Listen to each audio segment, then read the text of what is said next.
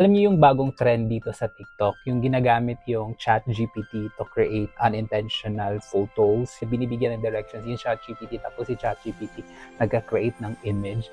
I think meron ng panalo sa trend na yun. I think dito ako pinaka naapektuhan.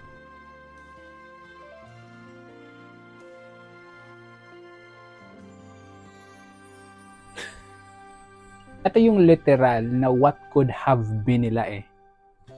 Nai-imagine ko na siya. Eto sana sila ngayon. Like, etong picture na to sana sila ngayon. Thankful ako as a millennial na naabutan ko pa. Kasi, ang raw nung love team na yon, ang pure nung love team na yon, both of them did not come from showbiz.